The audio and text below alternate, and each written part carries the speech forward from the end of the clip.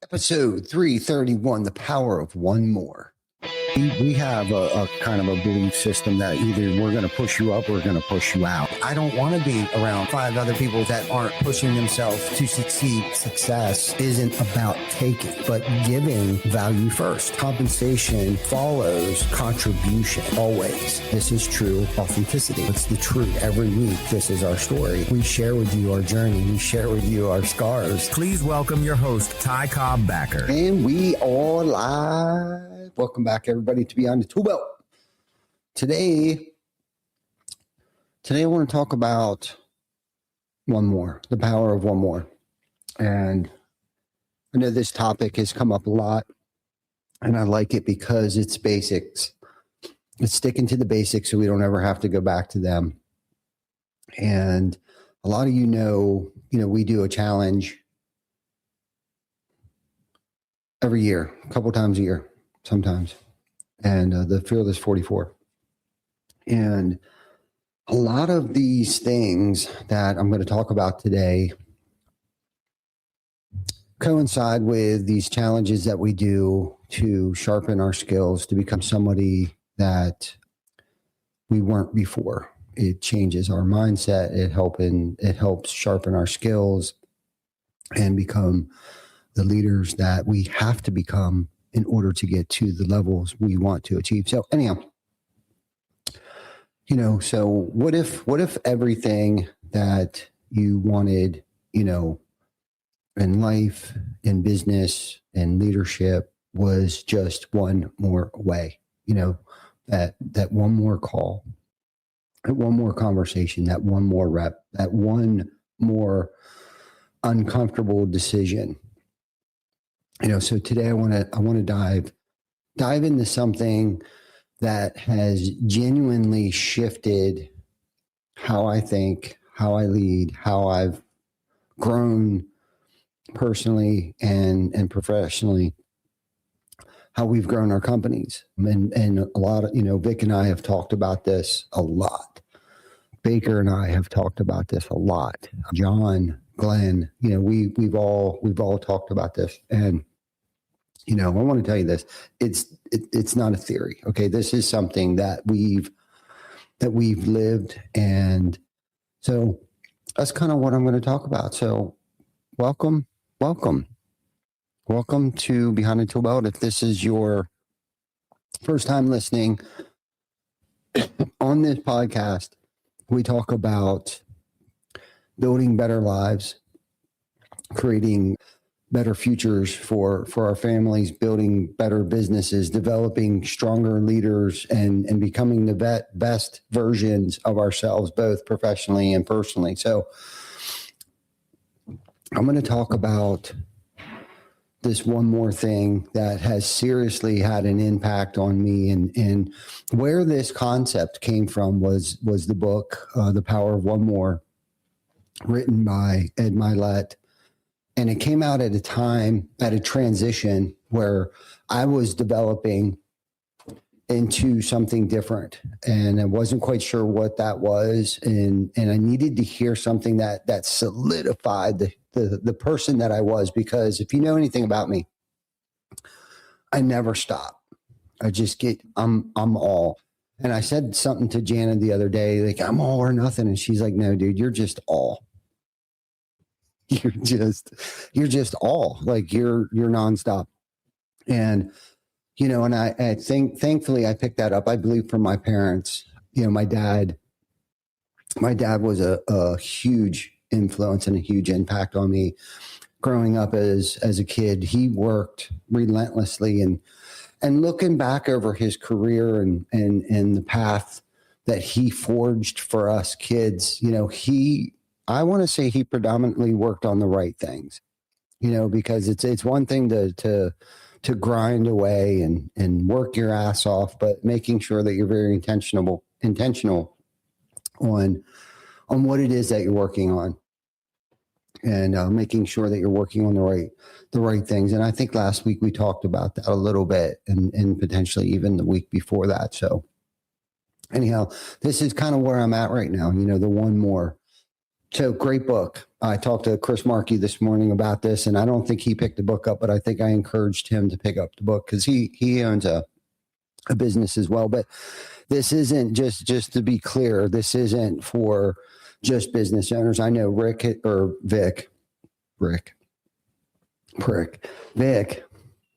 has read this book multiple times as well. And this isn't just for business owners. This is for anybody who wants to become the best version of themselves. Essentially, you could manage a household, manage a department, manage yourself, whatever you want to lead.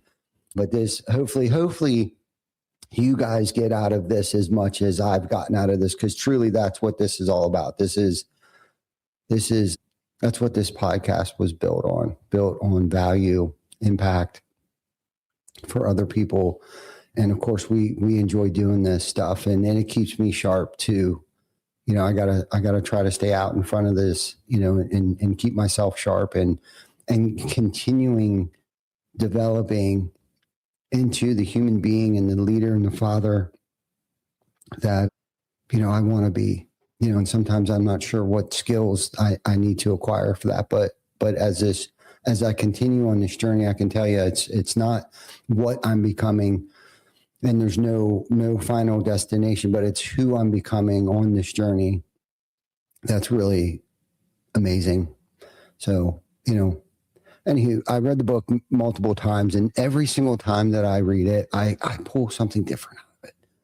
And I think what that is, I think it's because I'm growing, and I just pick up different things, or I interpret it a little bit differently because of where I'm at, the season that I'm in. And for me, that's something powerful, and not just because it sounds cool, but because it has changed me. And this book didn't just inspire me. It challenged me. It stretched me. And honestly, it forced me to become someone I wasn't yet. And that's the topic for today. So the core idea behind this, the entire premises is it's rather simple.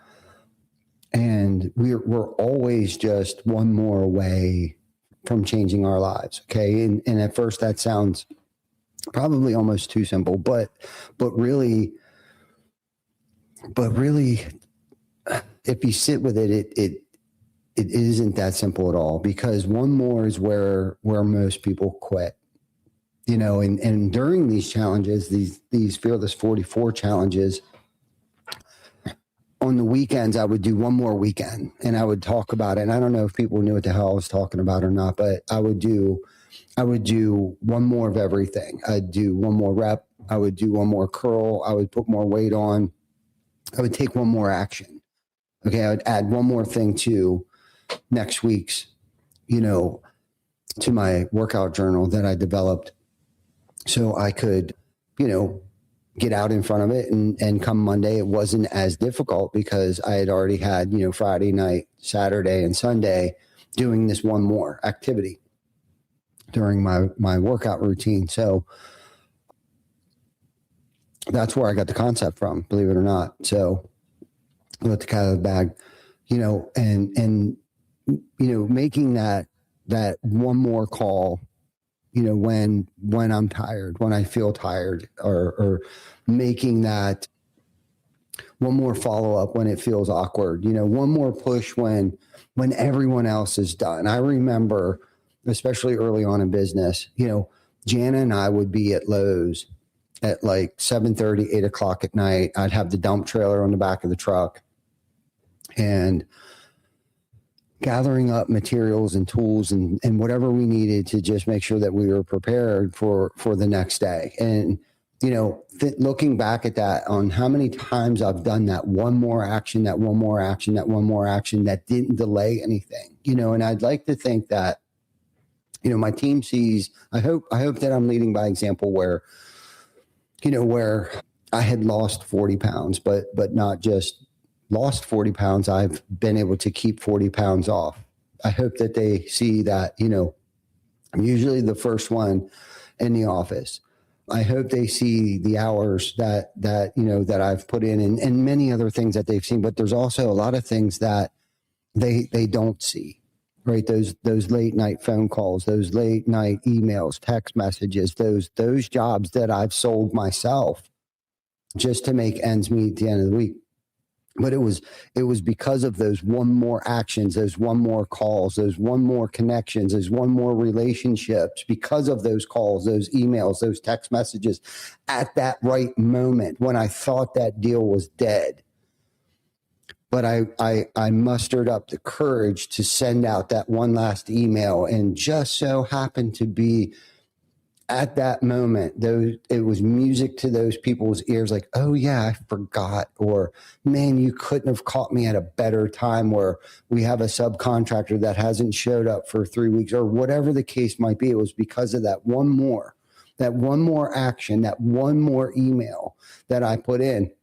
And that's where separation happens. That's where, greatness starts to happen, because of not riding on my laurels, not resting on my laurels, not getting too comfortable. Okay. And I can speak on that from experience.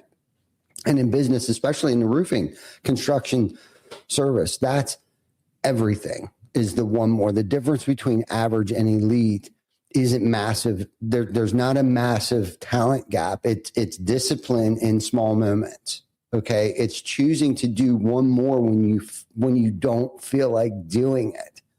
It's suiting up and showing up, and I'll tell you from personal experience, this mind shift hit me at a time where we were growing. I remember we were over at the old shop, but I knew we weren't at our fullest potential. Okay. A lot of stuff still back then was word of mouth. Not a lot of things were documented. And so it wasn't necessarily like a strategy issue. It was a me issue. Okay. This is where, there were areas where I was getting comfortable and complacent and letting things slide, and avoiding the hard conversations and not pushing as hard as I could. And this concept of one more made me focus and ask myself the question of where am I stopping short? Where am I quitting early? Where am I choosing comfort over growth? Okay. And that's not always fun to face. It's not always a fun place to be, when you got to sit down and get gut level honest with yourself and say, where am I cutting corners? Am I sleeping in? Am I hitting the snooze button 3 times? Am I showing up to work late? Okay. Am I leaving early? Where am I cutting corners? Am I waiting to the last minute to place orders? Am I not going to Lowe's at 7:30, 8 o'clock at night to pick up materials for the next day? And this is where a lot of people fall short. This is what separates the boys from the men. In the culture that we live in today, it's almost like in some sections of the planet, working hard's not cool. And I don't know where this horse shit idea came up, who, where, culture, age group, generation of bullshit came about. But this isn't about gimmies. This isn't about handouts. This isn't about food stamps. And I'm not saying that people shouldn't be and do and get assistance and help, but I'd like to consider it a hand up, not a hand out. I've been in rough places. I've lived in a van. I get it. I completely understand it. But in my case, it was all self-induced. I elected to be a piece of crap. And today I don't choose to be a piece of crap. So today I choose the one more difficult conversation, the one more rep. For me, it's necessary. Okay. Because the level that I want to take this business, the level of personal growth that I want to take, is directly tied to the willingness to want to be better, to have my family be in a better place, to have my coworkers be in a better place. So I have to. It's a non-negotiable for me to quit, give up. So love this topic. So I had to make an identity shift. Essentially, back then, when I was a piece of shit, looking for someone to come save me, no one's coming. There's no plan B. There's no safety net. You got to get after it. You got to do it. Just do it. Because, dude, who in the hell is trying to FaceTime me right now?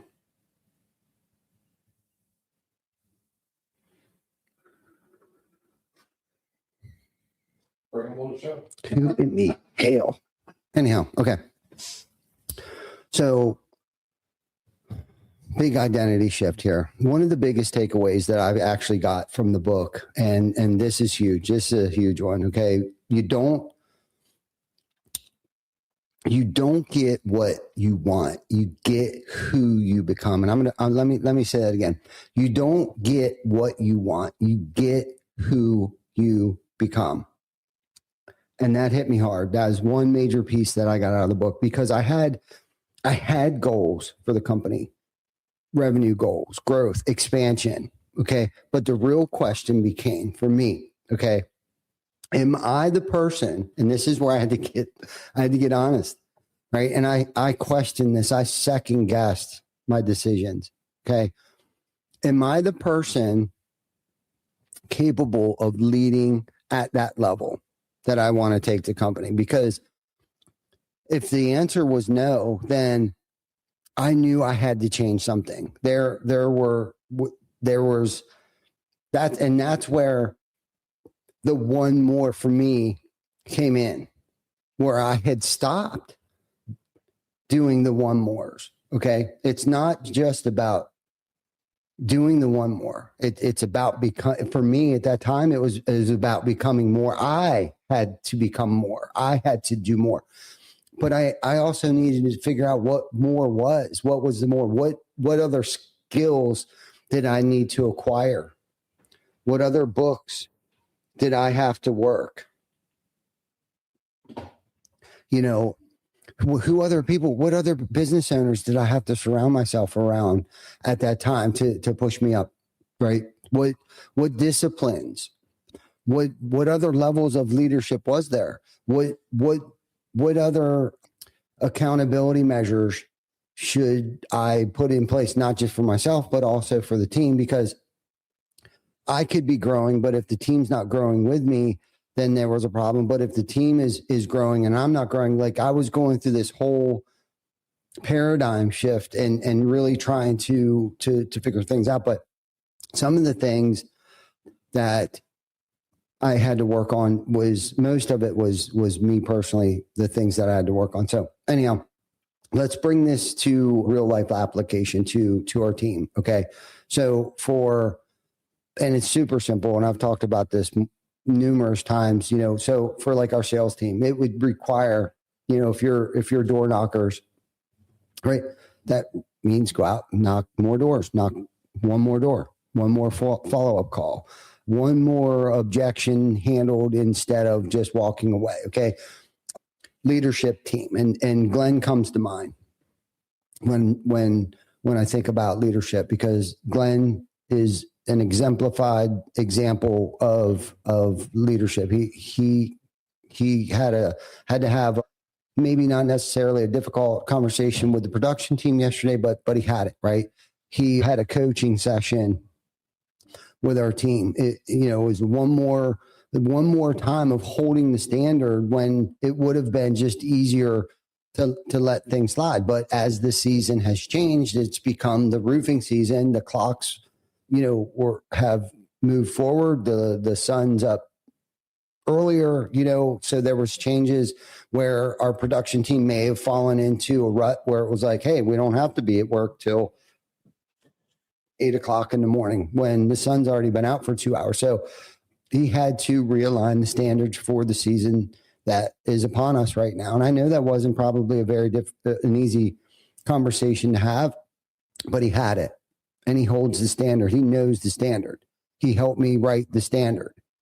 So for operation, same thing, right? One more system improvement. We got to constantly look at where we need to improve. We had an amazing marketing meeting yesterday. We had to realign the standards. What's our focus for the next upcoming months? And we've already talked about next year, right? What are we doing? What foundation are we laying today? What's one more step that we can do today? Yes, will impact us tomorrow. However, I'm more concerned about next year already. So what one more improvement, system improvement can we make? What's one more detail that we can cover? What's one more piece of content that we need to capture, not just for the public, but for our team, for educating and training purposes for our team to make it easier for us to hold the standard? What's one more video? What's one more piece of content that we can put in that video? What's one more thing that we can do?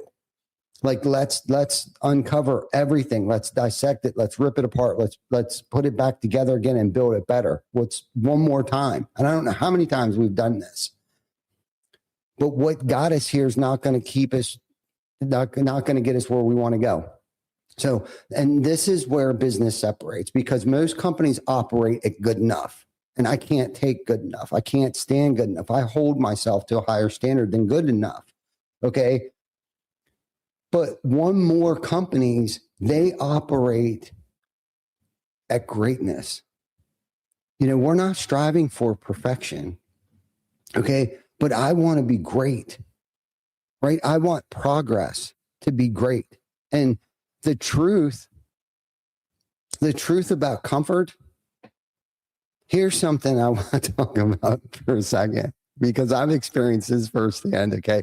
Comfort is the enemy of growth. Hands down. And success can actually make you comfortable. Things are going well. Things are working. Making money. Made payroll. Things are good, right? And without even realizing it, I stopped pushing. I stopped doing the things that got us here. And believe me, that is dangerous, because the moment you stop doing the one more, someone else starts, and then they pass you. So this isn't just about growth. It's about staying sharp. So here's what I want. I want to challenge you today. Where in your life, just like I'm doing right now, are you one more away? Is it one more conversation you've been avoiding? Is it one more step towards a goal you keep putting off? Is it one more level of effort you are capable of? Be honest with yourself, because you already know the answer. You already know the answer. And here's the thing. It doesn't require a complete overhaul. Okay. We talk about this all the time. Okay. It just requires one more. All right.